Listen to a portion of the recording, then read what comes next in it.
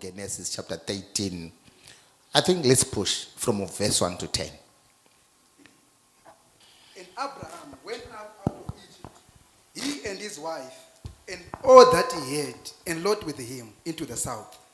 And Abraham was very rich in cattle, in silver and in gold. And he went on his journeys from the south even to the Bethel, unto the place where his tent and he had been at the beginning, between Bethel and Hai, unto the place of the altar, which he had made at the first. And there Abraham called on the name of the Lord. And Lot also, which went with Abraham, had flocks and tents, and the land was not able to bear them, that they might dwell together, for their substance was great, so that they could not dwell together. And there was a strife between the headmen of Abraham's cattle and the headmen of Lot's cattle. And the Canaanites and the Perizzites dwelt there in the land.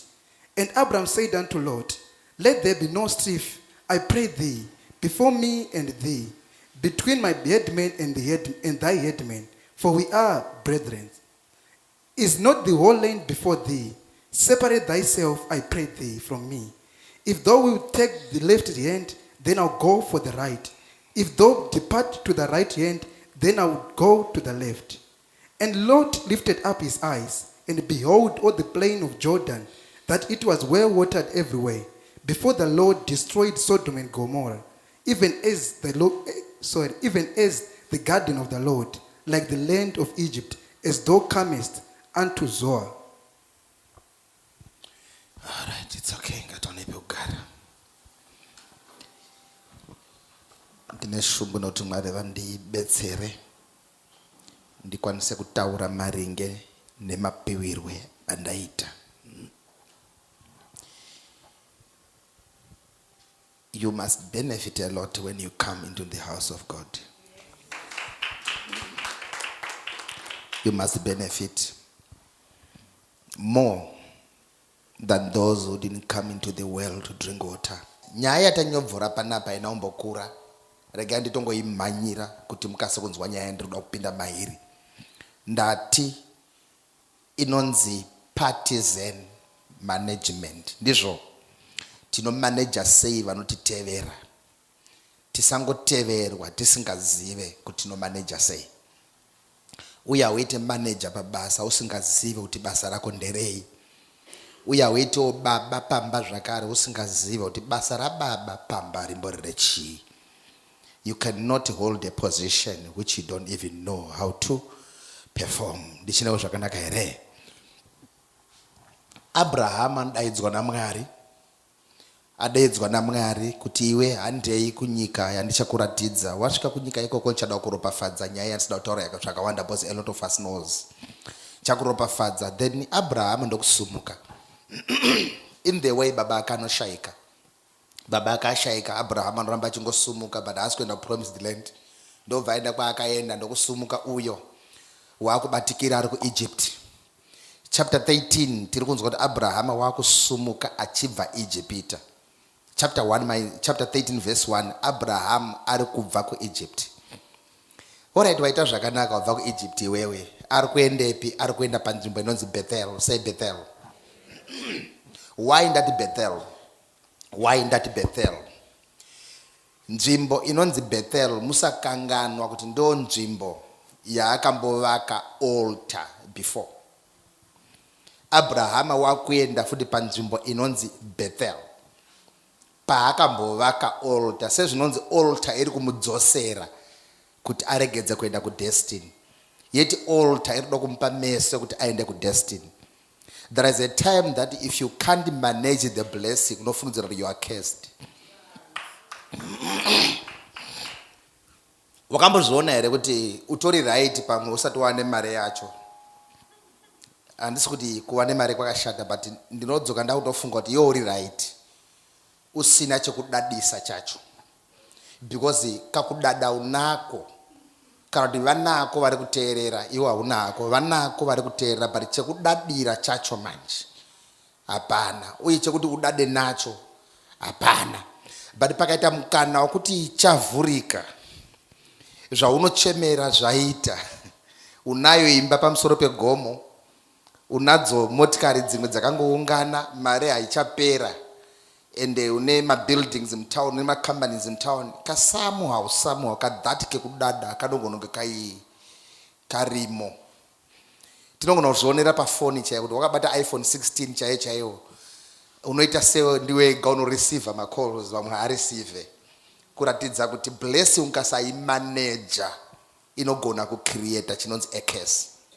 But Mwari ngaatibetsere manheru anhasi tigone kumaneja zvichatitevera, nekuti ndiri kuona zvakanaka zvichatevera vana vevoko.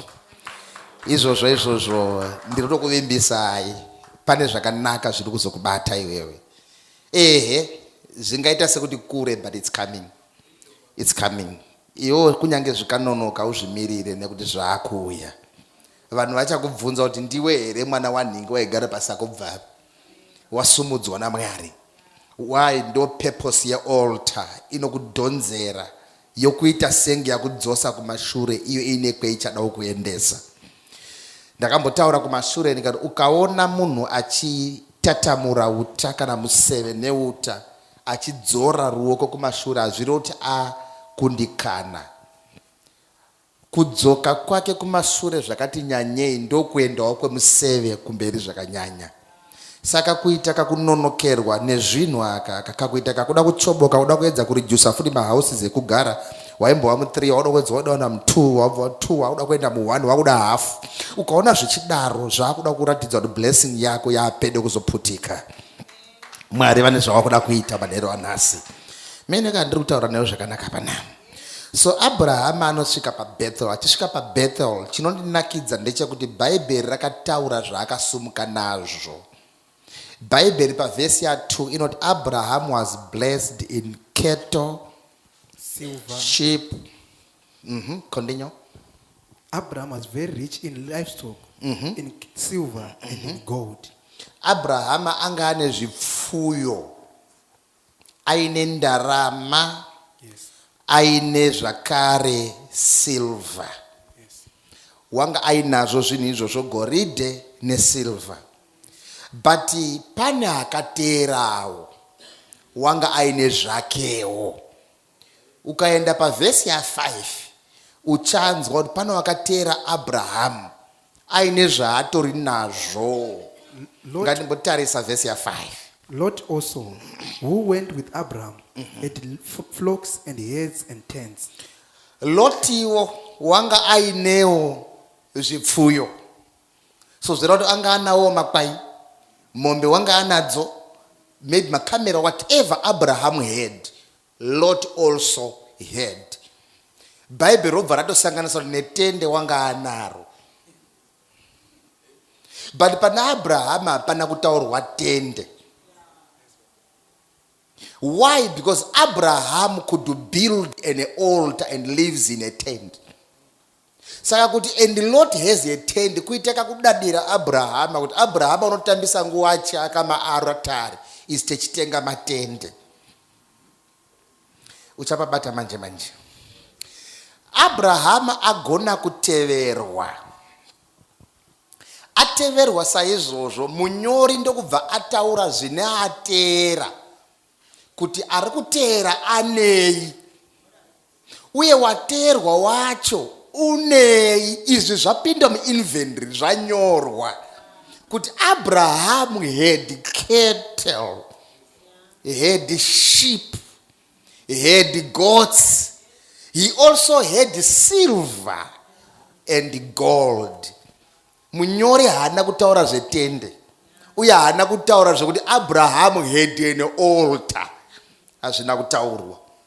Ndobva kwanzi Loti wateerawo anazvo zvemhuka dzese idzo, asi chasina kutaurwa apa gold nesilver Loti wanga asina, asi wanga ane tende kunyange altar asina.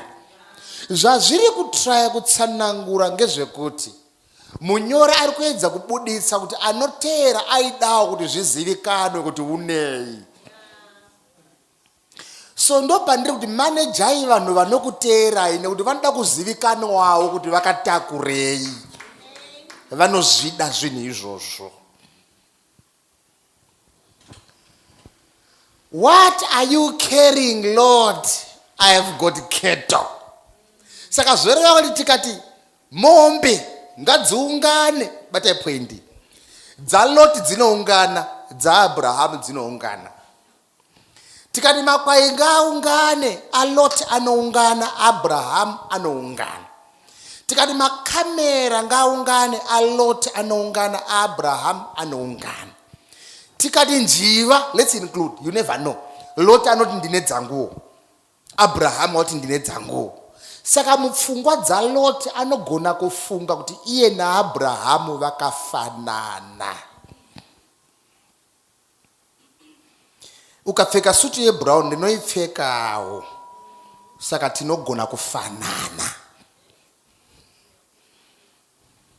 Ukaroora mutsvuku ndinotsvagawo mutsvuku, tinogona kufanana. Ukafamba neakwa ndinouyawo nayo, tinogona kufanana. Ukarukwa izvozvo zvawarukwa ndorukwawo izvozvo, tinogona kufanana. Ukabereka vana 3 ndoberekawo 3, tinogona kufanana. Ukagerwa zuda neniwo, togona kufanana. Ukangoita deliverance ndoitawo, so that patinobvunzwa mabasa, ukati vakarapa ndoti ndakarapawo, wakaporesa ndakaporesawo, wakamutsa ndakamutsawo. Ndopfungwa dzanga dzine anoteera Abraham. Ndo pandiri pamunoteerwa paya, rangarirai kuti you've got a competitor. Anytime you are being followed, you have got a competitor. Ukadai maoko so, vakatomira vari zuva ora charoitawo maoko. Why? Because Lot also bought exactly what Abraham bought. Yes. Are you still following? Yeah. Don't quote the verse like father, like son. Yakatinakira like father, like son. But remember, Lot was not the son of Abraham. The son of Abraham was Isaac. But andisi kunzwa zvaIsaac painventory yaAbraham. Paaccount yaAbrahama yaIsaac inonyararwa. Nditori ipapo ukaona pari kutaurwa zvababa vako zvako ngazvimbonyararwa.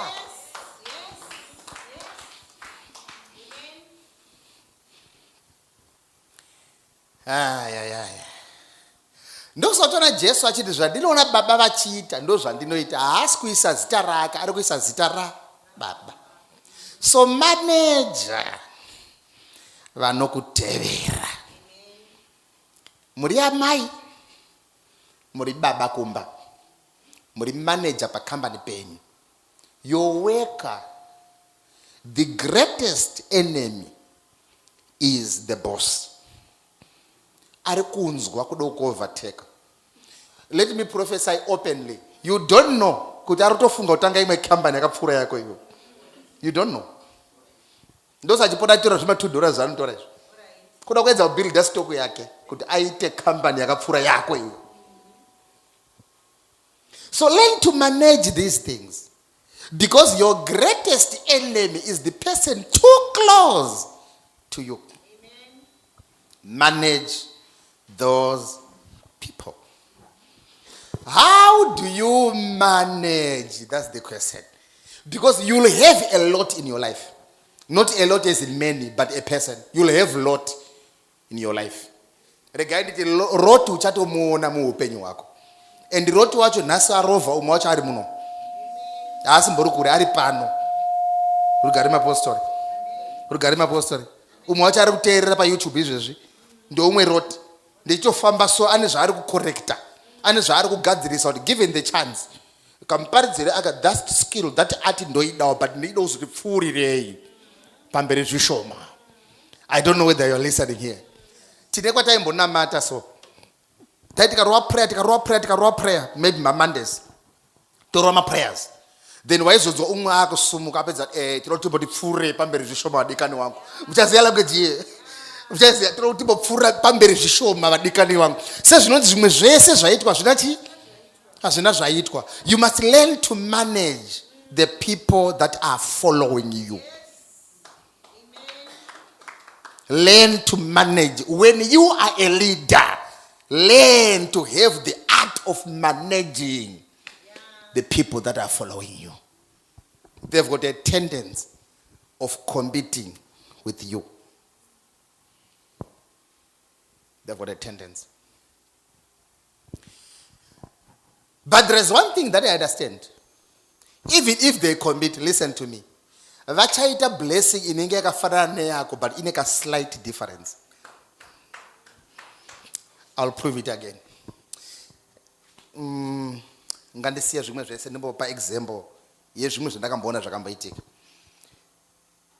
Motikari dzakaita se Toyota Vitz red dzakawanda ndizvo. Makambonzonza dzakawanda. Toyota the red the Vitz. But pane imwe yedu ukaiona unorohwa nehana.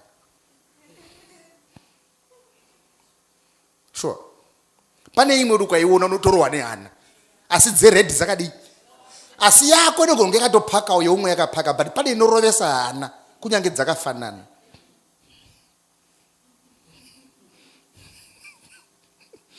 Are you following? So it's not about motor, but tine mombe tese, but zvine ka slight difference. Nei yakurovesa hana ivhitsi redi. Yeti pane imwe vhitsi redi yabva kudarika. Zviroti mombe ndizvo makwai ndizvo, but pane ka slight difference.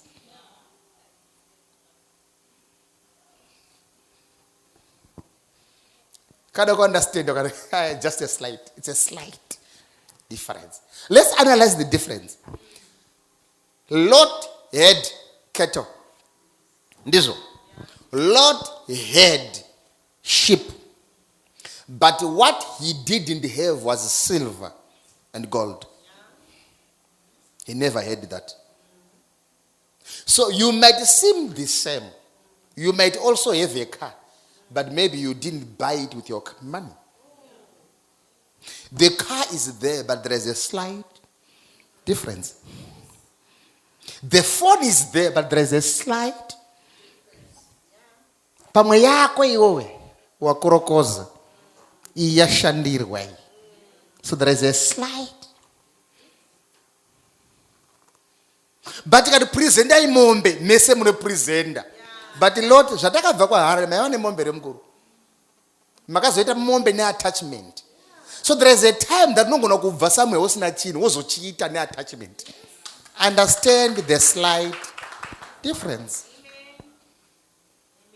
Pane ka differendo. Kanofana kunge kachionekwa. Vaigona ere vana vako? Uchiri side rock. Uri kufungidzira kukura. Kutori nevamwe akura but vari kurehab. Saka there must be a slight difference. You must never forget that slight difference. It must humble you. That slight difference must humble you. Anytime you think of making a step to follow, you must understand that I might have a competition with this man, but there is a slight difference. Yes, you can preach even 5 hours just like I do, but there is a slight difference. Yes, you can even deliver, but there must be a slight difference. What is the difference? You might not have gold. You might not have silver. But you might have money. You might partner, but not gold. Because gold is not money. But gold produces what you call money. Money is just the mist of the gold that is reserved somewhere. I think I have to explain more. Ukaona wakabata mare yakanzi for the reserve bank of. Zviroti mare yawakabata iyi ine magold coins ako kudhara ari ku reserve bank of Zimbabwe. wechida zvinoenda nemari yako ende kopawo magold coins ako, you can get them. Nekuti mari iyo ivalue yegoridhe riripo. Saka uyu ari kutamba nemari, there is a slight difference because the real money is gold. Apa tisina kupaenda nguva yakareba parozonetsera pa. So ukaona uine goridhe zvako zvaringana.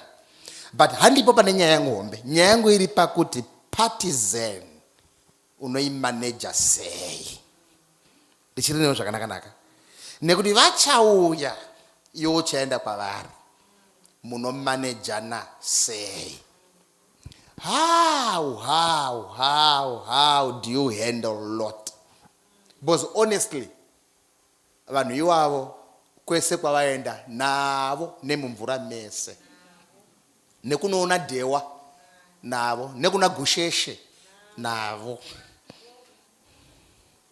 They won't leave you. Are you following? These people are always there. Wakambozona kune munhu anoti even nepamuchinjikwa anenge ainewe, but achida kurambira ipapo. Makambozwa pastor Mparenga achimboti evangelist vachiti Peter haana kuregedza kuenda, wakaenda kuti aende kurambira ipapo. Peter haana kuenda, haana kuti handiendi bai. Wakati unonye pakati jongwe katatu ndiri kuita kuende ndozonera apedza urambirepo. Kune vanhu vanouya kuno and they will never make a mistake yekupotsa Sunday service, but vari kuuya kuzorambira muno. You must learn to manage such people. Amen. You must learn. There are people that even if you preach 100 sermons on one topic, kungoti all touch it, they won't even listen, but they say amen and write notes. Mabhuku saanopera ekunyora manotes kuti varambirepo. Learn to manage such people. Learn. How do you manage? I want to give you a secret, then I'm gone. The secret that Abraham had and Lot never knew was an altar. Abraham built an altar before he was followed with the substance. Then avaka altar inonzi Bethel. Avaka altar inonzi Bethel. Ndokuenda Egypt, Bible Egypt kune mafuro akanaka nemvura yakawanda. Following? Mafuro akawanda nemvura yakadi yakawanda. Unongona kuzvibatira pakuti Lot akatarisa bani wazviwerenga. Aona bani akaona rakafanana neEgypt. You can read.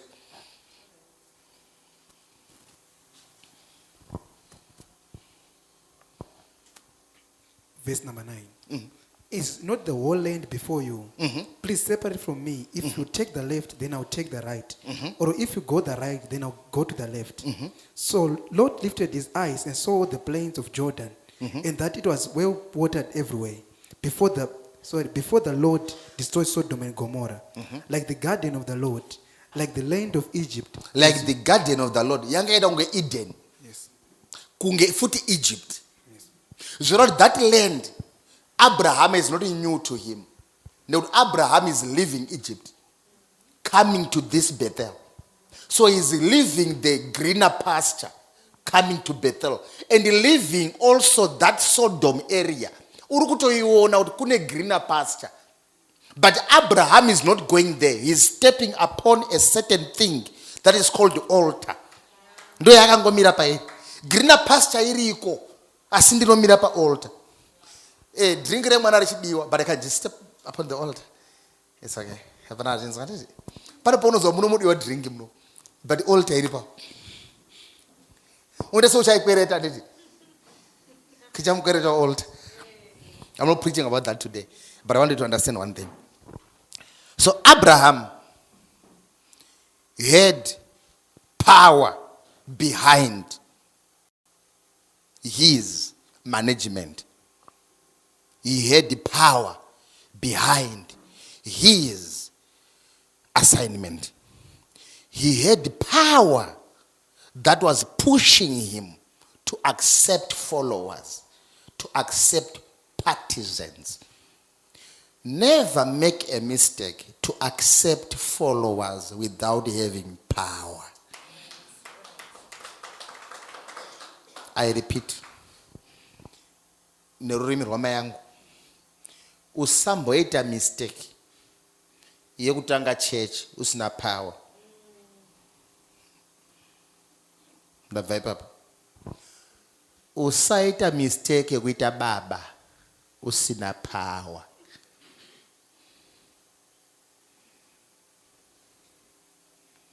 I'm not talking about money here, but a lot of people have got money without power. I'm talking about power. We were celebrating Father's Day. How many fathers have power? Do you really have power? Usarorwa. Imbomira.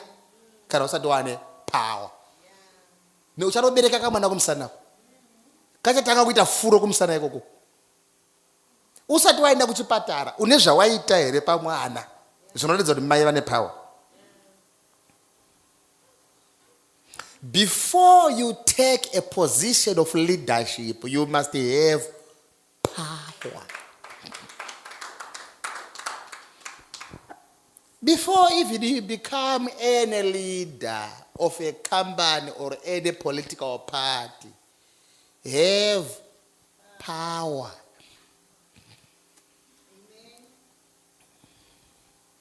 Unepa unomira here sa apostle. Could no, this is now too much. Let me consult my power. Unapo here pa unoti, this is now too much of a father. Let me consult my power, not in my house. Unapo here pa unoti, no, not as a mother of this house. I must consult my power. Not as a class monitor or not as a prefect. I must consult my power. Do you have this power? Or are you just following? Or just being followed? You need members. You need to be followed. Some members will not come nicely. Some members will come with their own briefcase full of pepper. And they will blow pepper on your direction. Are you able to contain their pepper? Are you also able to silence them when need comes?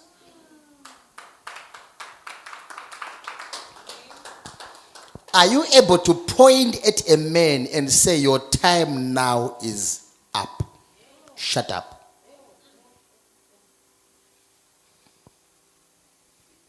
Are you able to stand and whatever newspaper writes, it won't even turn you down? Because once you are exercising this power, you must understand that there is also a catastrophe that may follow. How do you obtain this power? By just scratching on the surface. But I'll come in the Shinatsokupai deeper on how to obtain power.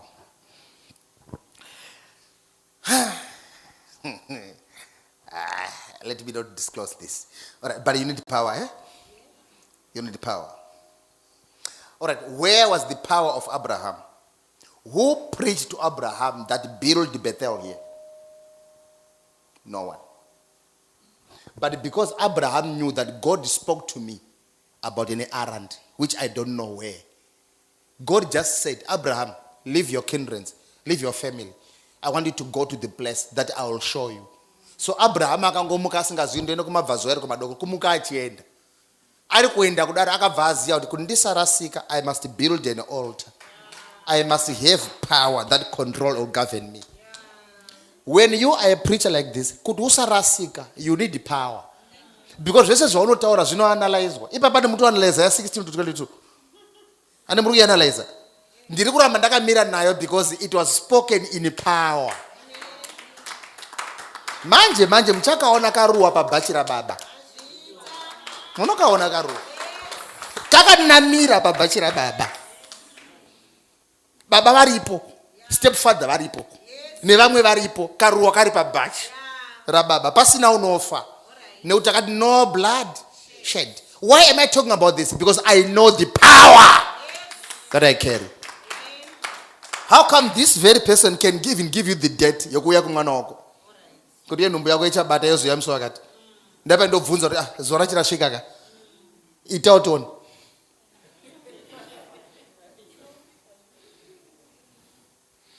Ndape ndokuti gore ndomboda vatsvuku pano pawoko. Nevakasviba arubudisa vatsvuku handiti. Munofanira nombozoona kupi? Kune kunoswerwa. Power. Are you following? So when you are being followed, vana baba ekare pane penoatendera kumadhara ekare vaiva nezvinhu zvavaiziva kuti vanoisa pasi pemubhedha kana kucherera mumba mavo maanorara. That was power. Vamwe vaiva nemapanga ekuti ukarivhomora so rinocheka bhodha handiti. That was power. Vamwe vanga netsvimbo handiti. That was power. Vamwe vane dehwe ringava retsimba reshato whatever. Handisi kuti that is good to pray for, but ndiri kuti that was an example or a resembling power. That thing was resembling power.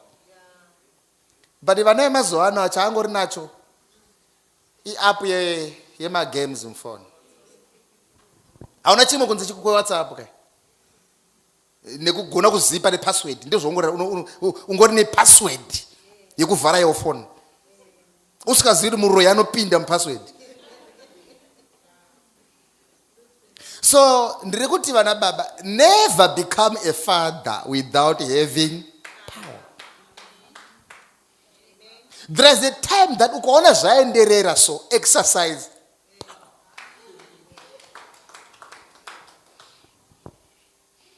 Exercise it. Exercise it. There was a time that I got provoked. Vakandiprovoka. Ndisandadokesa that power. Ndovandiprovoka. Baba saka mwari wenyu haashandike. Munogarwa dari nevanhu baba mwari wenyu haashande. Ndovandaboyekana. Ndikati alright, starting from tomorrow. All of them. And all of them faced the consequence. Yes. Power. Yeah. And we left the place declaring that power ndozokuudzai. Mchavaka hii.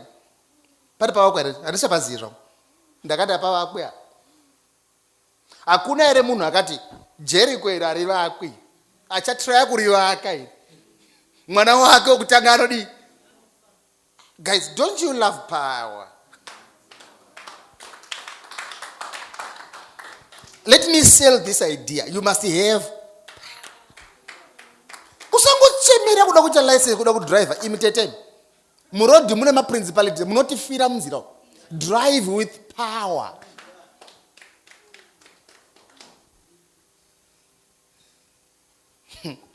Unotororwa muna amweni anoroya iwewe manje. Asikari kutaura ngati pokurura. Unatsozviziva kuti amweni aya makwai wakaanzwa iwo kuti vanoti bhururuke usiku. Iyo ndo tucha ndoda mwana wacho. Let's talk about this thing. You need power. Amen. You need power. So I'm going to build an altar. Don't tell people this sermon. It's for you.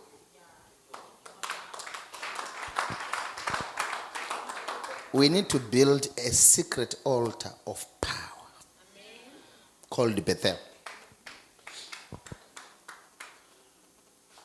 Chingwa chakambonetsa muna 2004, 2005, thereabout. 2004, 2005.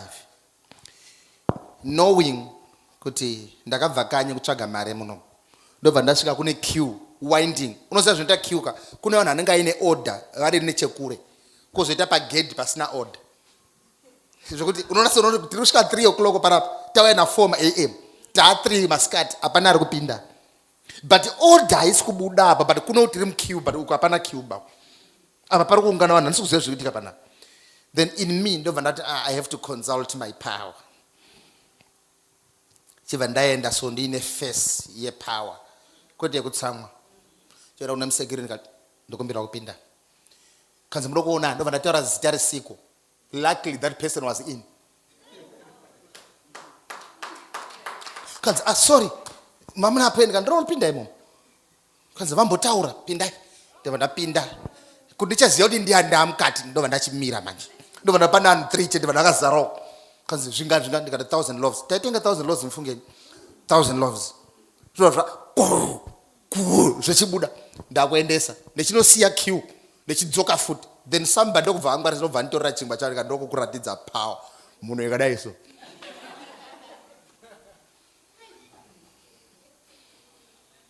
never play around with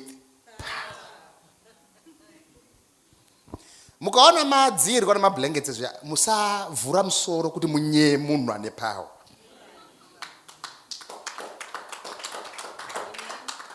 It will not go down well with you. It will not go down well with you. Why? Because Abraham had the secret of Bethel. Say Bethel. Once you create Bethel, I'm happy about my son. Thank you very much. You are doing great. He's innovating something. What is this thing? He's doing something, this guy. Tauna kubuda mukushanisa magets. Nokushanisa gas. Hear what my son is doing. All right. Yeah, I've innovated and improved by my cook stove. Yes, a stove with tine ana tsotso stove and number or stove. So mamisha unanoshanisa muromo kufuridza. But this one in a blower. Anoshanisa solar muscat, mani roshanisa ka small battery. Awutana ka blower ke kanenga ke msoro ke mfe kapai ka kufuridza mbaura manje. And it's very compacted.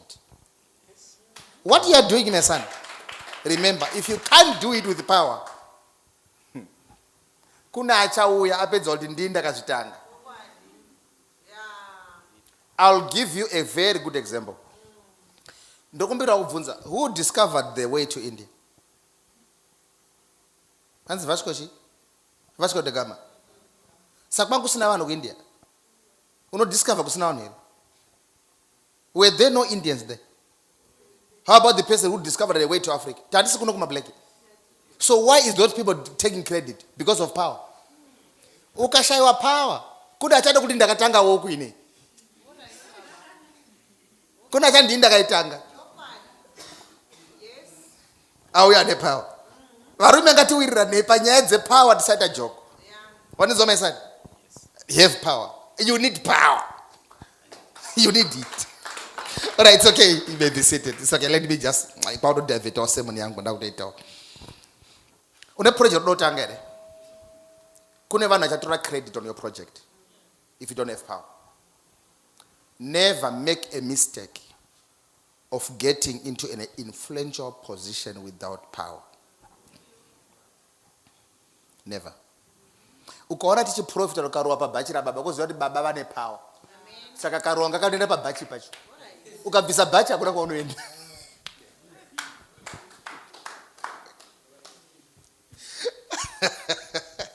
Ava ndoramba chimadzokera bhozi kune vanhu vakawanda rududzira zvisizvo. Nechizwa makomesi. Nechizvinzwa. But for sure karowa kari kuenda pabhachi rababa. That's the truth. Kari kuenda. And manje mazuva acho ari kusvika. Manje. I repeat this because I know what I'm talking about. I know it. Karowa ndeke yellow ndizvo. Which is fine. But Abraham, une zvaanga anazvo, Lot zvaanga asina. Gold ne silver. Uye ne altar. Vana baba regati furirane, vakomana regati furirane, vasikana regati furirane. Nemimimi. Kuti mutosununguka. Munofana kunge mune power. I'll give one good example. Pakufumuka zvinhu zvemumba. My wife, waiti akasvika so, kuna anenge akatogarira kuti hakuna mwana unobuda. But because she was so powerful, she could push mana even by 2 centimeters. Ndodzokora ndati 2 centimeters. Chona maziya nacho iro rakagara apa iro. Ruona. Kuzida rimwe soro riri kumunda uko. Akayamwa mukaka akaguta so. Dezi yakauya ari kuchi 4.6. 34.6 kgs. Days. Zvekuti pandakachibata unozwa kunzwa kuhuta kuti chine mwedzi mungani. Are you able to do that? Kuine vanombira mberi kumira mberi kwako. Remember pataina matakara. Vanga asikatodi progress yedu. Vochimira mberi. Without power you go nowhere.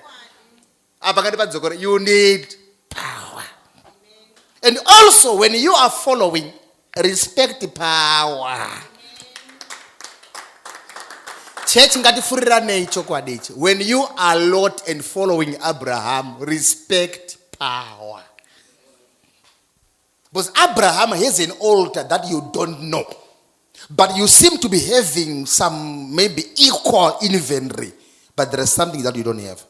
Please don't misquote me. This is not political. Andina profess foot. Those who maybe after 22 andina profess. I'm talking about you having an altar. This is a time era. Just on the member. Hallelujah, church. I think for the next 15 minutes, I want you to listen to this. So Lot thought because he is following Abraham, afanana na Abraham. Never think because you have been brought closer to the power, you are the same with the powerful man. Never make that mistake. Never make that mistake. Never. Just my business people. My business people. Hire and fire anyone. Understand your power.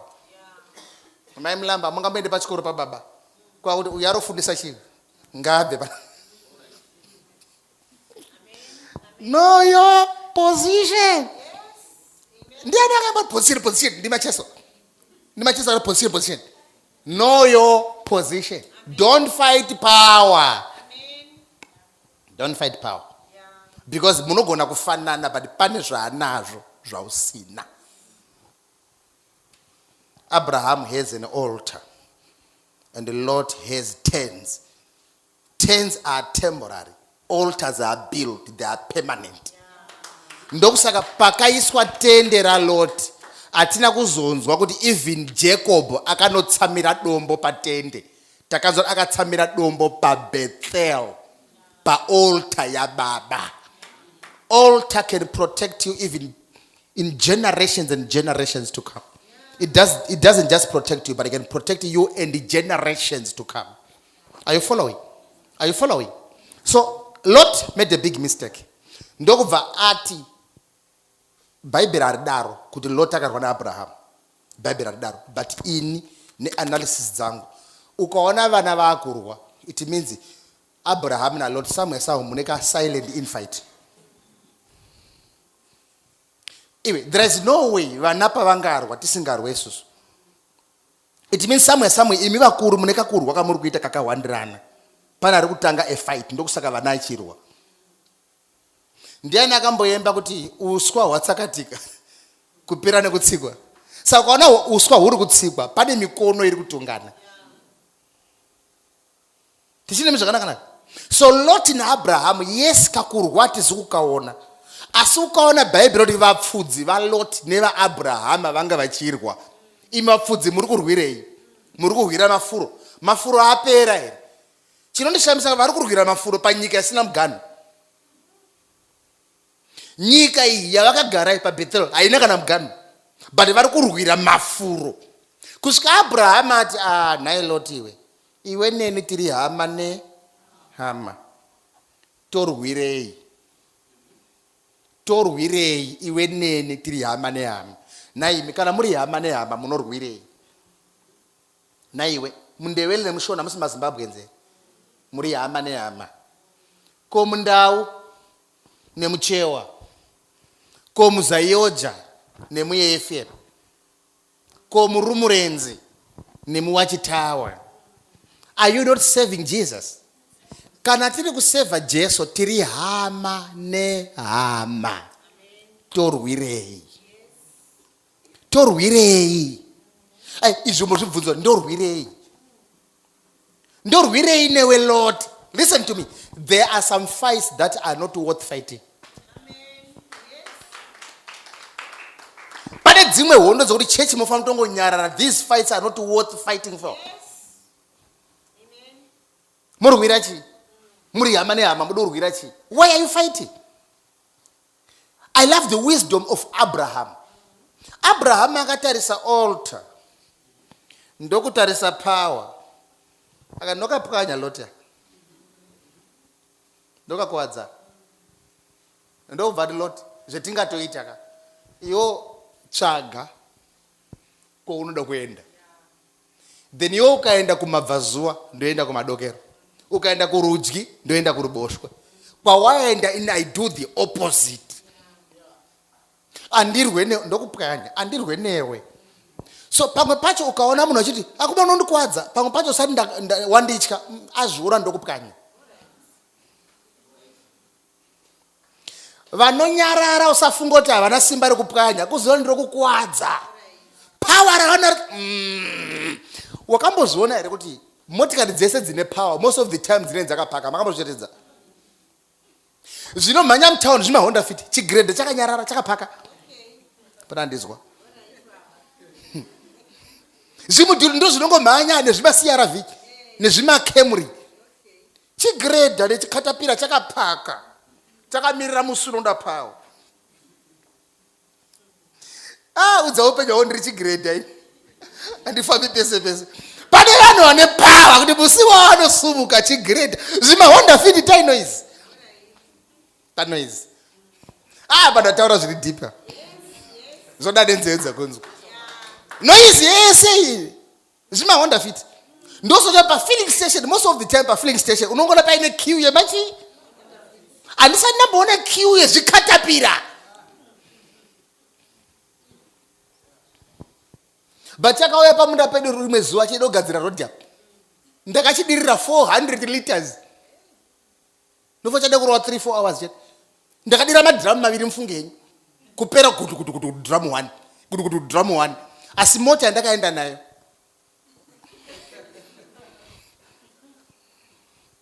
Drum 200 something liters. Mota yandakaenda nayo inenge yaita 46 liters. Asi ndinda tino maarrange wakawanda. Mvu nechifamba. Varume zvinopaparika kazhinji munongoti andidi kurwa newe, ndiri chikatapira. My father one day told me something. Sekuru Garwi chaipo vakandudza something tiri pa news gift. So the guy came. Ndobva paparika ndobva ndarelaxa. By then vanga kuziva kuti mufana we because ndaiti handisi kuzvinhu zvakanaka, anga ari Saturday omwari ngandibvisira omwe watsvina ndiudiba. Ndaiti ndikakusaiza ndinorowa chibhakera 1. Ndingatovhika zviiri, handikandinimba, ndinovhika. Then chandinounza iwo wagamuchira chinhu ichocho. Then ndotoenda. If you receive it, hauchapasumuki papa. Vanozouya kurasira mvura kana vambokupepa nehembe kuti mhepo ipinde. At one point I nearly killed someone. Hama dzikauya arara nguva refu. Ndochifunga kuti kufa here kwemunhu. Andina in my life. Kana even ndaitaura Garikai ndakaita nguva yakareba ngezvotavhika. Ndiri kuunza anjengawo, anokuunza nanjengawo. Ndamupa omira, ondipa ndomira kati mfana unorwawo. Then from there I have to join hands with him. So Sekuru Garwi came. Ndobva ndatarisa. Ndobva ndagara pasi. Ndine chinhu chandaigadzira, but ndada kuti ndizogadzira bed. So I'm busy preparing something. Sekuru Garwi vanosiziva kuti vasvika. Vakamira vari kuona vanhu vari kupaparika kuti noise pano chichi. Ndakangorelaxa so. Then ndobva aridza muridzo achiuya. Vanhu ndobva kuti baba vacho adini. Auya ndokubva vaenda. Ndobva ati ndaakugutsikana kuti zvanga zvisi zvekufembera. Une simba mwanangu. Saka it took me time ndinzwisise zvinhu izvozvo. It took me time. Up until ndakazostadawo life yawo Sekuru Garwi. He is well respected mudzinza redu remagarwe. Kunyange ari mwana mudiki vainzi baba munini achauya. He was respected. Ndakuchiva analyze. Ukaona munhu anoti ndakatukwa naSekuru Garwi unonyepa. Ukaona munhu ndakanyeiwa naSekuru Garwi unonyepa. Ende ukaona achinzi ndakamboanetsana naSekuru Garwi anonyepa. Sekuru Garwi anongonyarara. But ndakazoanalyze life yawo. Kune vakavarwisa vese kubva pandanga ndakuziva. I'm sorry for them. This is what power does. I'll give you one good example. A certain next door tried to fight. Unotozoenda kufuta. Vakazoenda kunamatira. Ndobva ndakazorwa baba Sekuru Garwi mimi. Madizvende. Semwana unotaurawo zvako. ataka abata madziro asingabatwi ndobva achaiwa nechinochaya akarara mavhiki matatu asodaidzira kuti Garwiwe yona mati. Understand, don't attack silent people. Ukaona uchiti unongowawata iwo vakanyarara vanhu iwo vane simba. Don't attack such people. Unogona kuita 4 maparagraph wechituka munhu apedza kuti I have heard you. Iwe apedza kuita 9 futi maparagraph. Apedza kuti it's okay. Wapedza kuita 36 maparagraph. Vatete kakupusa kenyu akasida kupera. Watch out this person. He can do the unthinkable in a split of a second. You have to ask yourself, why is this person not responding the way I want? Somewhere, somehow, he is stepping upon something. Am I teaching good? Am I teaching good? Wambutokonya murume nasi. Wangona mtokonya futi. Obuda. Utokonya futi. Womtera nefoni kubasa kwa chego. Wofona futi. Ndambo meeting echi. Meeting do sadzairi. You are following the man. He is silent. Then you think you are very vocal. Church, don't tamper around with power. Hello? Hello? The Lord didn't see the revelation. Ndovati. Waindipedzera nguwa. Bible roti akasumudza meso. Sezvinonzi anga asingakuzive. Ndokuoda mabani kwakazara mvura kune greener pasture. Mubvunzo ndokuti saka mazuva ese wanga usikasumudzi musoro here. Ne uchinzwa kuzoona revelation nekutanetsana. That any time I could go deeper there. Ne uchinzwa kuti kwawakunamata mazuva ano kwaane power nekuti panapa wabva.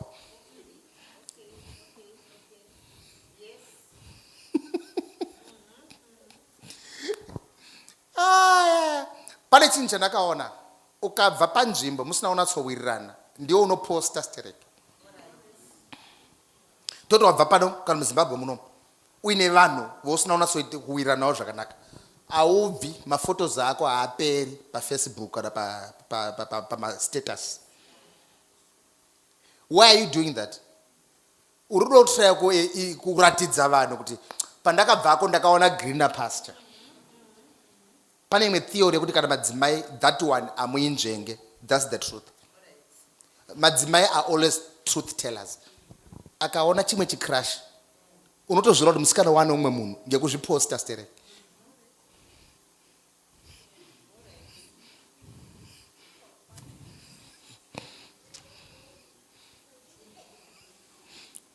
Chamwira chaita anachida kuti unatsozora kuti akatamba nenguwa uyo haana kuona zvinokosha izvo uyu ngaaone uyu. Ne uchinzwa kusumudza musoro nekuti pane apikisana newe.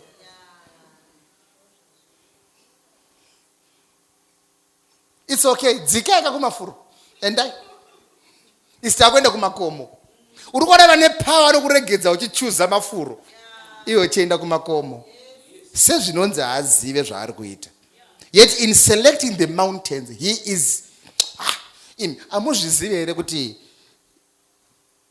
lead me to the rock. Amuzvizive here kuti lead me to the, that is what? So when somebody is fighting you muri pavalley, regai adzike down, yokwidza the valley. So the greater the pain, the greater the blessing. Lot akati ndamutorera mafuro vafana magona apa marwa mumire vachinzi big up vachipa zvima 5000.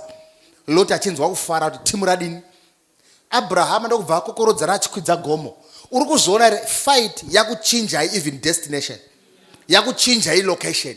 Musati marwa maigara panapa, but marwa masiya pano wanokwidza mountain wanoenda valley.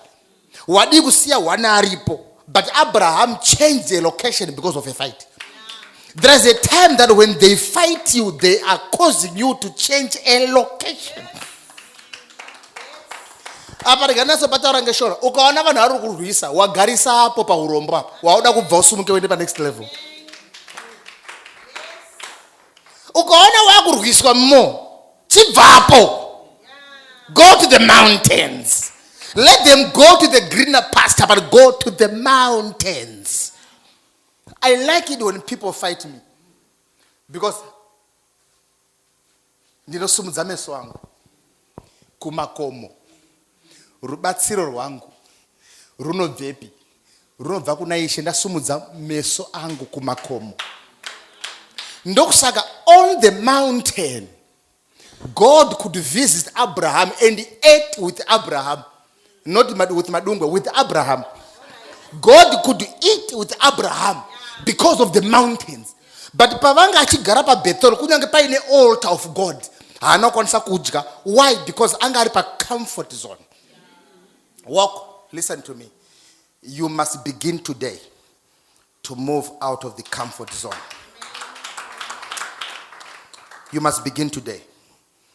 When I call, listen to me, even on social media, this is high time that you must begin to read so that you come out with flying colors. Hakuna miracle. Receive your A's, receive your B's. Unongoti I receive, ubuda nema yu wako. Uno receive spiritual, but when you go to physical. This is high time that you must read. This is high time. Are you following? Move out of the comfort zone. Niyakuluma lana. Ndutaurona nia. Ndutaurona nia. Because receive your money. I receive. Wapedza 14 hours kusvika maziso ako rwadza. Wakatarisa phone. Ukaona ari munhu unopedza battery per day, iwo nemweya wetsvina. Ukaona phone yako ichiswa pa charger pa power bank every day, une mweya wetsvina.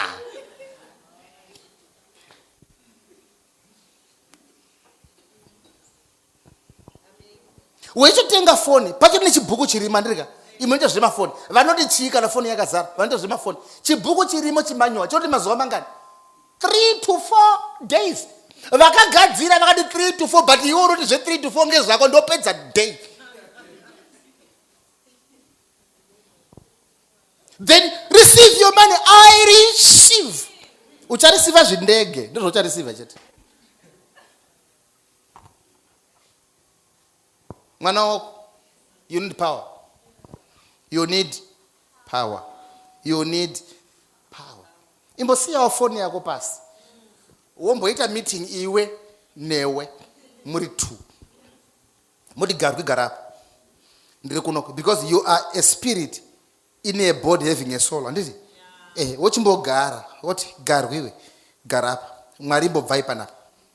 Ngatimbotaurira ndiri 2. Woda kuitire Mwari iwewe zvokuti afare. Uchada kumbodii iwewe Garwi. Umborichi wakagara ipapa. Then mopana anza muri 2. Moti yeah, then you shake hands each other. Mwapedza mosumuka moenda ku assignment. Tunzona mushe. Vakawanda even today autozivi kuti kunyanga wazonzi uri mai woda kumboite kumushago charoro. Watozvizibe. Izvi ndingopa benefit kunari kuteerera. Vanozviziva ere utori utoda kutorora andi utori naye. Woda koitei.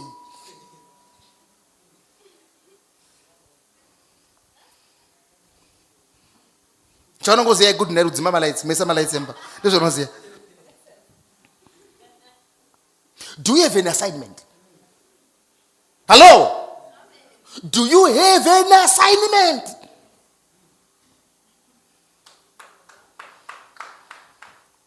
Baba. Murombo wei. Moda kumbo wei. Ukaona uri baba achazovigwa pa yovel. Ukaona uchigadzirwa pekuvigwa nekanzuru. I have to talk to you. We have a meeting. Ukaona uri baba anovigwa pa yovel. We have a meeting. Ukaona uri baba anovigwa ku cement, inga Epworth whatever. We have a meeting. Aunzwiwo kuti kuna anoendeswa kumusha. Saka unondiudza kuti ndebvu kuchena kudaro hauna musha. Asi WhatsApp account unayo. chawakagona munda wako iwhatsapp account uri pane green because whatsapp is green.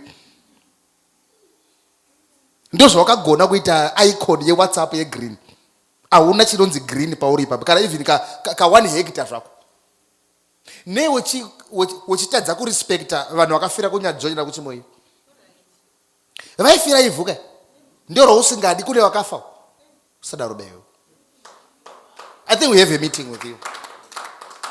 We need to talk. We really need to talk. Hauna sabhuku unoziya mudzinza mako.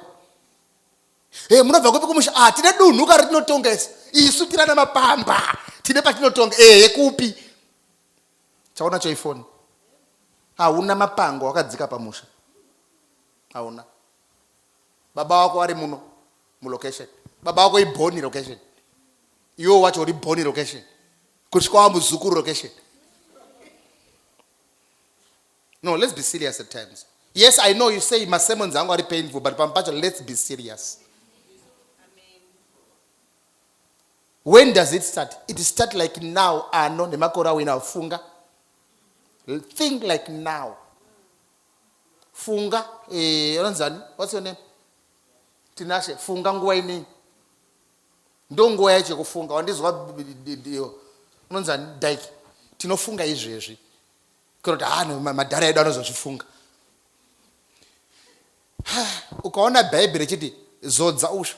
Wozodza waisorotaura mazita acho because anozopesana nini. Ndi Hazael. Then ponzi Jehu, ponzi Elisha. But asinotaura mazita kuti muzviziva nduruzviziva. Ukaona panzi zodza usha. Akapotsa usha. Akapotsa uya apotse. Chakapotswa na baba wako na baba wa baba. Paura achifana kupotsa ba.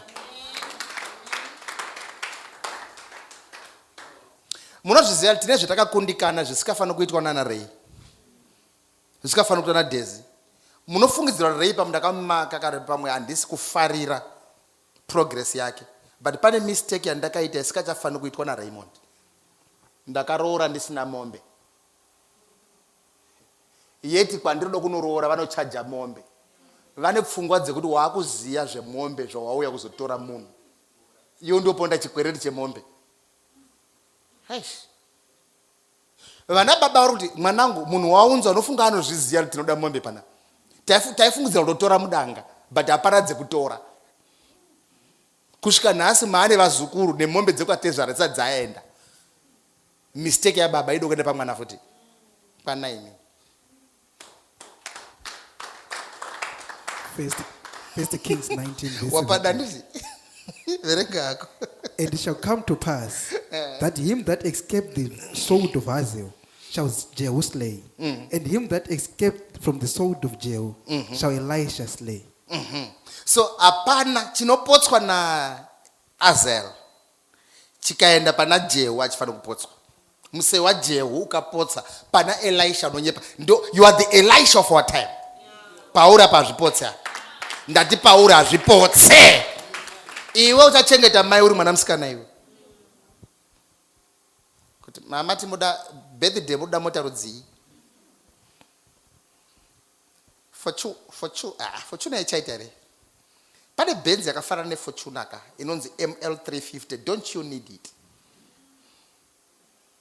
It's okay mama, ndazvinzwa asida unetsana. I'll bring the two. I'll bring the Fortuna and that ML. Then you'll choose, yeah? Mujira untenga ya grocery mwisa ML. Mechida ma high roads mupinza mwi Fortuna. Is that fine? It's okay mama, ndanzwa ko GD6. Kuti vataure parufu, mama wako achachaga nerufu kusira kuti apana pashaikiwa ndimboina nemotikari. Ye mwana wangu msikana. Ari yo akateerera pa social media. Iwewe ari pano pa walk. May God bless you beyond measure. Lot anaenda kusodoma. Anaenda kubani. Yeti bani iroro riri kuswedera kusodoma neGomora. Chinondifadza Abraham anakurwa na Lot. Maziso ake ega ndiye akaita kuti arwe ne destiny iri muna Abraham. Don't forget, mission haina kuti siya Abraham. Mission yakati teera. Saka Abraham pa akati ndi akuenda gomo. Remember takabva tese Haran tikabva Egypt zvekutodzika uko ndaida kuti ndotaura zita racho rebellion. Iyi inonzi rebellion. Ukaona achienda opposite of your father's assignment rebellion. Iwe wasinoda kubuda pachena, but you are a rebellious son or a daughter. Ukaona pano ndine revival, then iwe wapedza woenda kumwe kurevival. Uri kampanduki, mpanduki chera mwena mpanduki. Uri mpanduki. The mission is kuna baba ndo kunoendwa.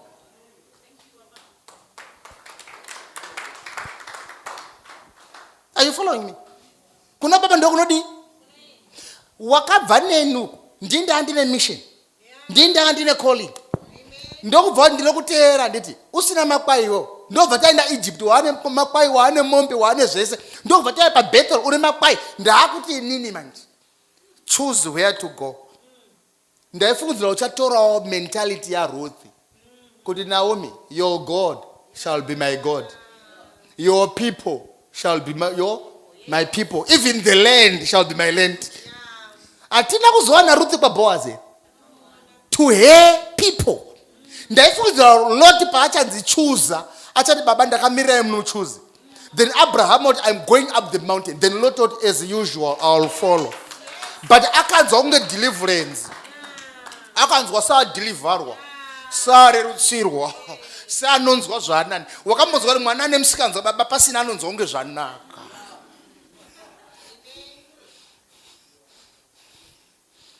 Varume ndomukudzai chokwadi chimwe. Mafariro andaita unzwa kuti ticha hapo.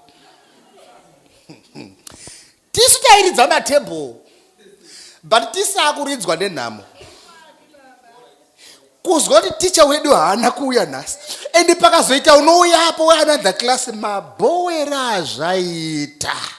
Ndainzwa kana ticha pasina maiwe. Ndinonzwa mafundu fuwa. Inonzi mafundu chi?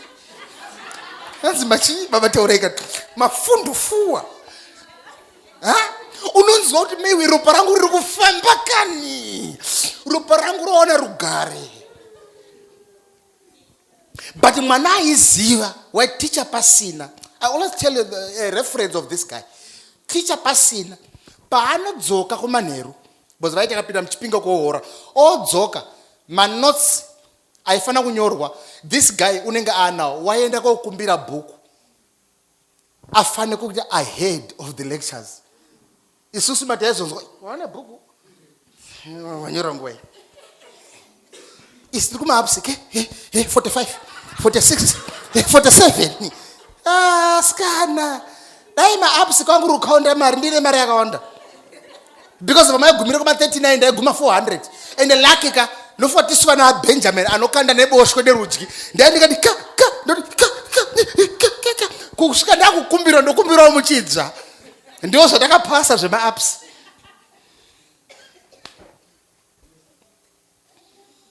Nhamo yekuda peace. Nhamo ye-comfort zone. Varume hama. Pamuri kudzika mukoma loti umachisiya covering kwakakushatirai. Tisambofurirana. Never make a mistake to leave your covering. Never. Never make that mistake. There is no way you can progress because of greener pasture. There is no way. There is no way you can progress. Akadzika ko Lot. Abraham akati onayo zviri kuenda because wakatanga kuenda ndi Lot. Saka Abraham anotarisa gotsi ra Lot. And yeah, may God have mercy on that young boy. Kutoenda Abraham akati ndogarirei pano rega ndisumukewo ndokusumuka. Lot haana kuona kana even gotsi raAbraham because wanga akupega futi matende ukaona panzi intent ranga rakushanda futi tenderiya ndokubva aenda Abraham ndokubva aenda upon the mountain to prove to you that Abraham is so powerful. And not every war, because of my time, not every war is worth fighting. Not every war is worth fighting. For the next 5 minutes I want to finish this. Abraham left Lot descending to the greener pastures. And Abraham could ascend upon the mountains, the dry lands. Mupfungwa dzevafudzi, right? Uyu mudhara abhaiza. Anoregedza munhu achienda kune mvura so. Iye achinogara kune matombo uko kumapuwe farm. Unobhaiza mudhara.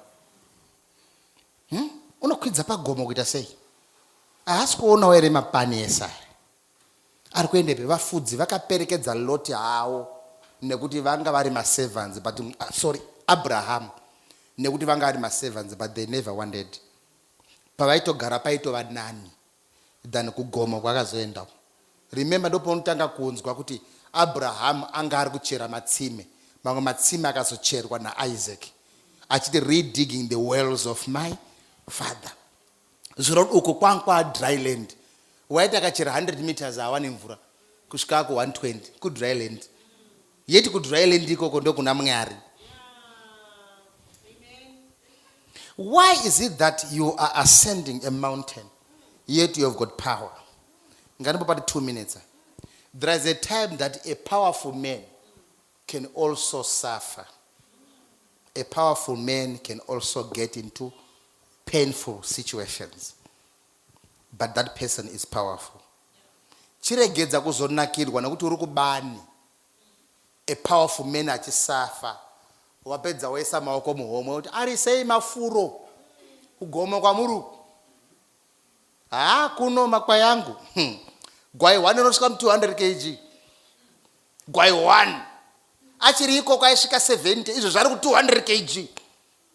Matama makwai ane matama iwayo. Regedza kudadira up on the mountain. Because one day he will show you a certain dimension that you never thought he can do. There is a certain dimension in Abraham that Lot never dreamt of knowing. Not even one day.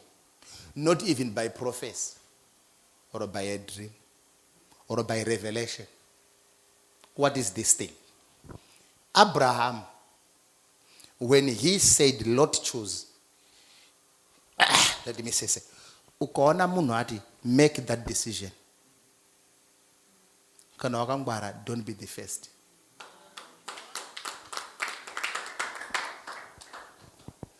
Because the moment you make that first decision, and that decision will be the best for you, that best is poisonous in your plate of salad.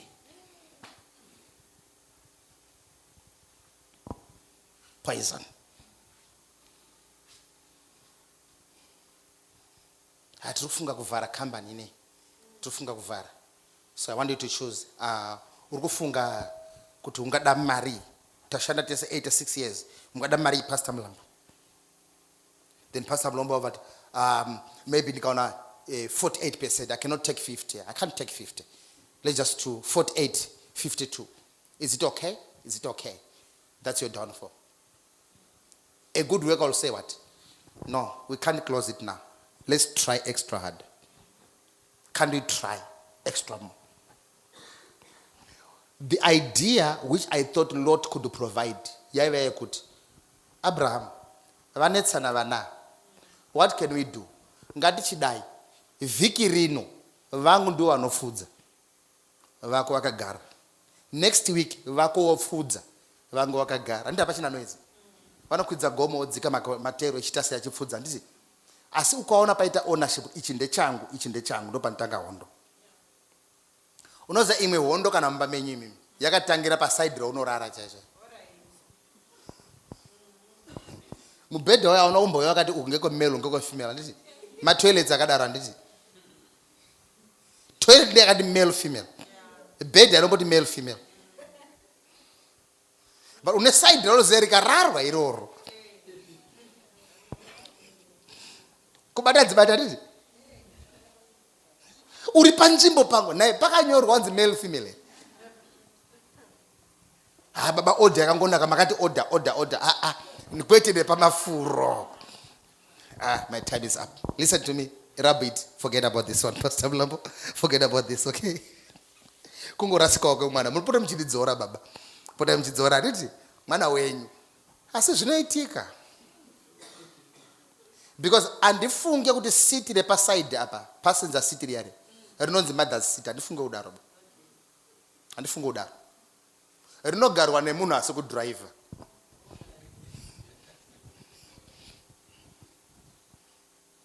zvekuti kana paina mai vemurume anodhiraivha iwe uri muroora hazvina umboshata kuti mai vagare ikoko hazvina umboshata ungori mumota unosvika ndati unosvika kana mai vakada kugara kufurandi unodini unovaregedza unodii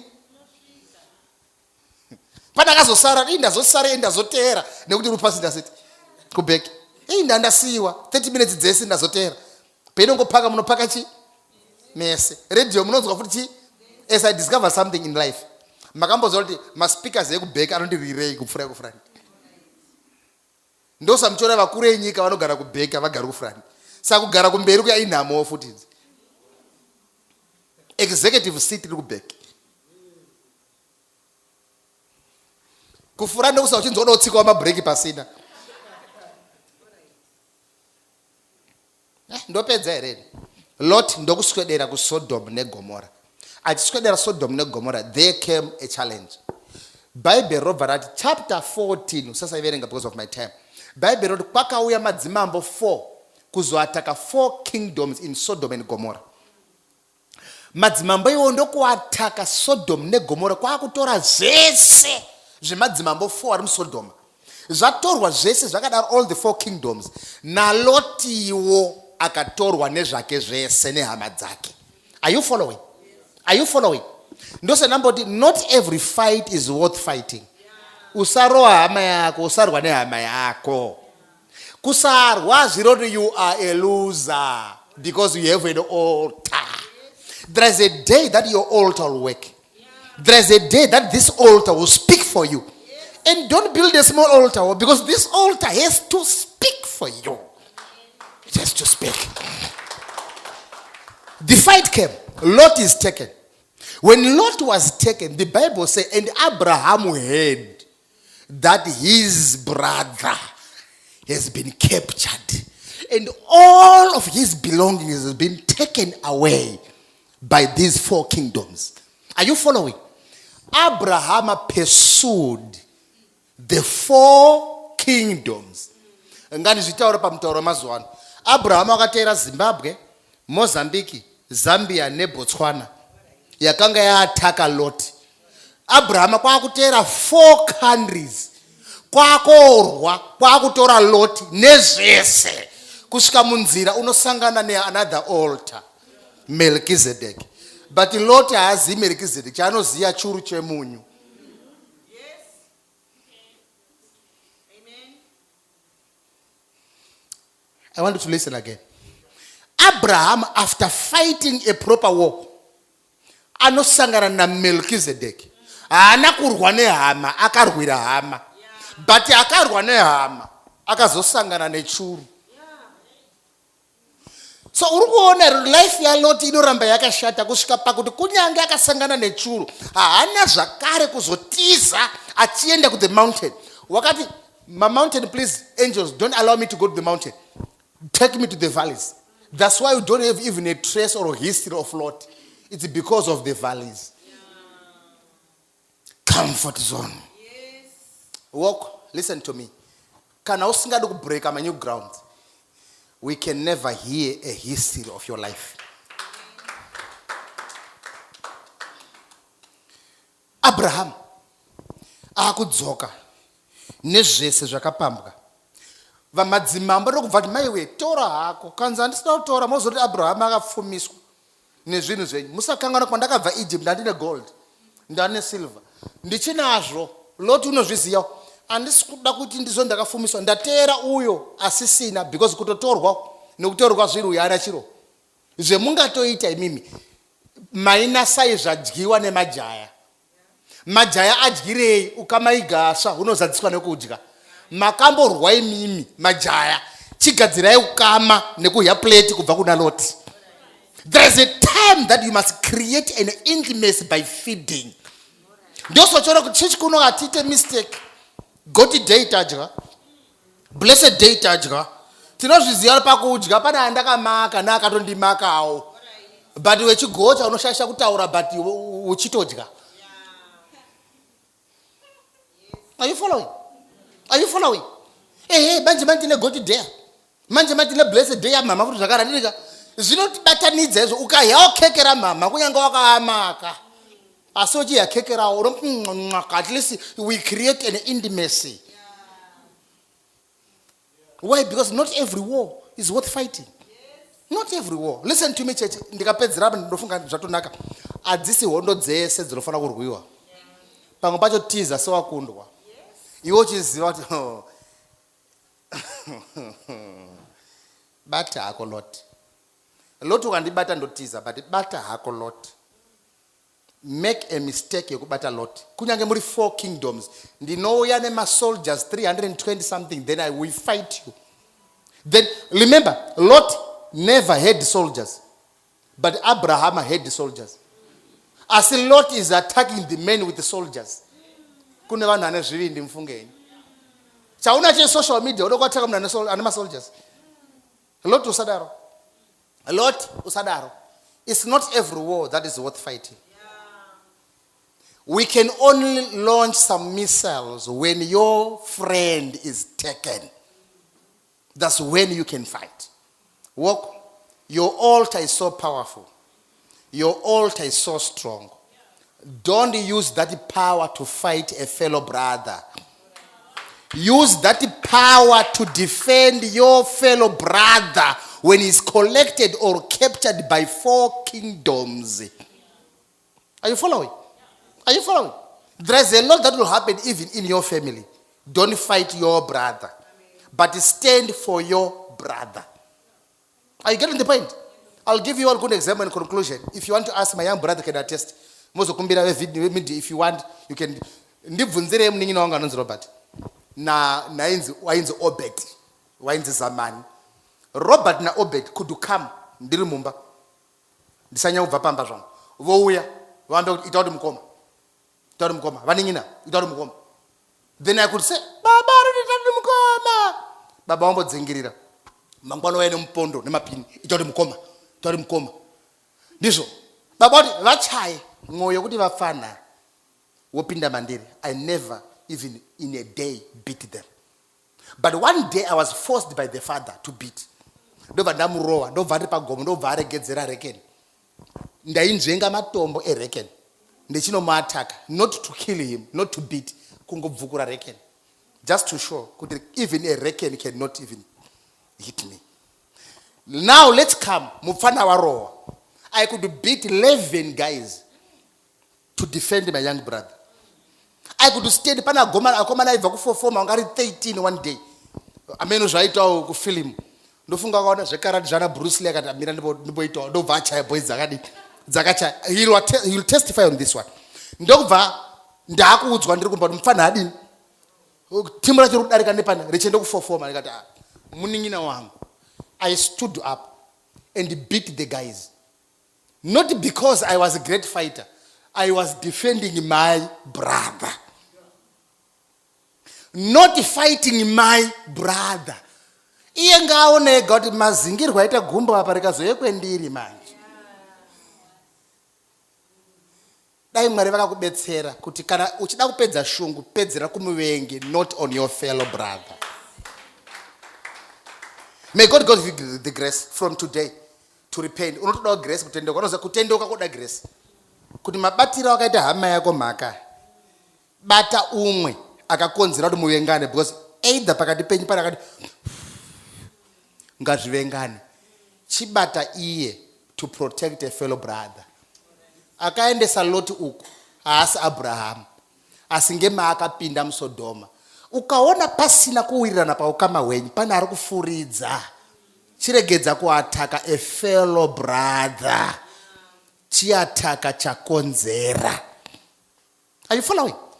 One day, yes, one day, meno zvaita zvakangoma tiri kwamakwaha wamutsodza amutsa ndandinaona ndoziya koko tiri pa dairy board wamutsa apa kune hodokodo varume aripo ndakati my god taakutiza taakudzikirwa tese manje apa ndakaona uyu mufana kumhanya because makumbo anga adode kumhanya asudini asikuita ndoti sprint day ndatotena futi zvakare ndakuti mukoma kupi munina kuside ndakaataka vanhu ndaunya kutenga nyaya dzavanhu pana because of fighting a fellow brother. Watch out again because kuna achazodena because uripo. Also learn to run away.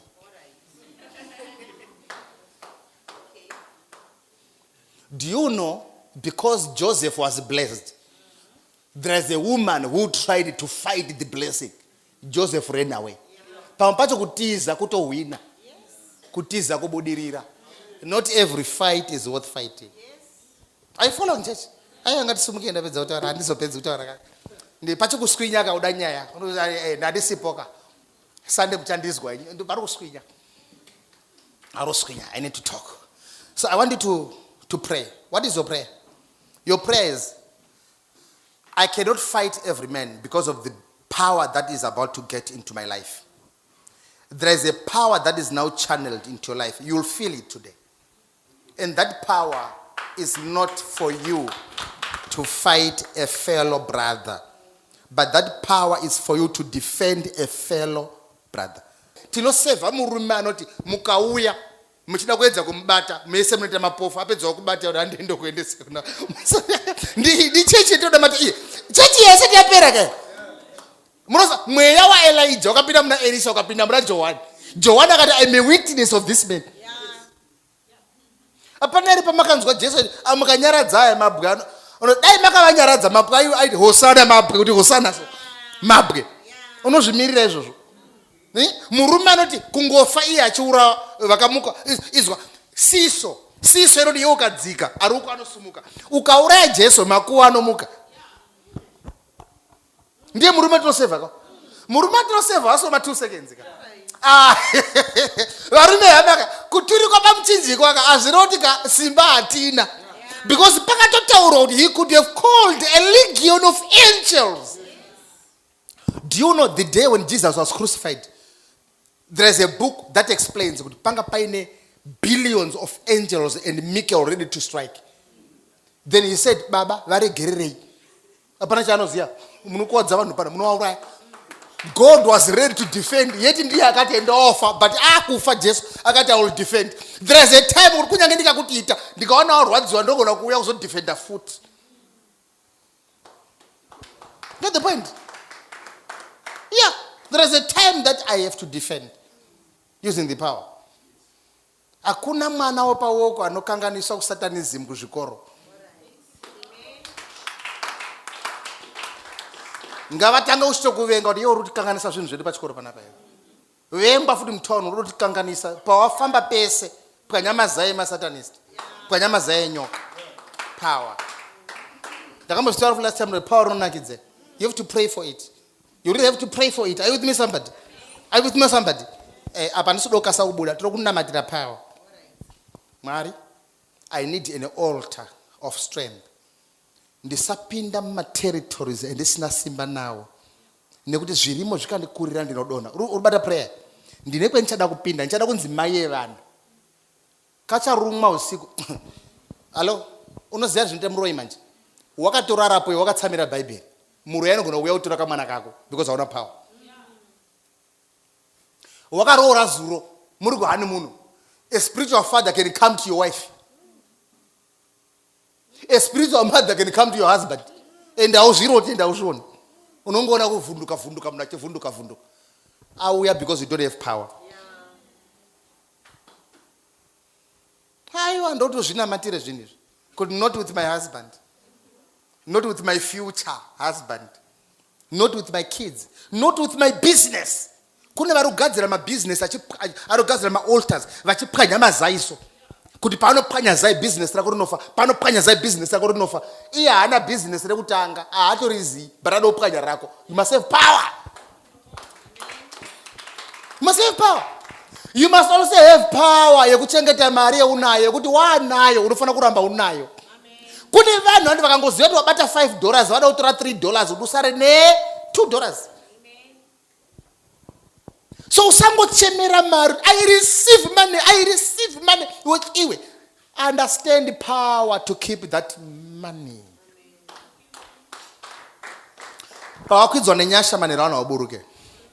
Pawakwidzwa na Mwari awaburuke. I've said a lot of things. Are you ready for prayer now? Are you ready for prayer? What is the prayer? You get the prayer? Did you get the prayer? What is the prayer? What is your prayer? What is your prayer point? Power. Ukaona utori neringi muchigune, unotoda power iwewe. Hello? Ukaona ndire machea ese white. Ndoda power. Bodzi mwe hama dzenyu dzakatondimaka udhara. But chekundiita apana. Wakambozviona usati wauya kuno kumawira nehama, but pawakazoya kuno wadzakudi. Chekungondiita ndo pasina chete. Because what I carry is mightier than what they have. Yes. But I'm also selling this idea to you. It's easy. Manage your following skill. Your partisan ability must be activated. So that when you follow, no matter what, you don't give your chinonzi chikudu pachindau. Ndizo zviya. Chikudu ka. Aupe anu chikudu. You don't give chikudu kuna leader. Teacher said, never make that mistake. Kunyange ndikakutuka zvakadi usanombosiya ako chechiri.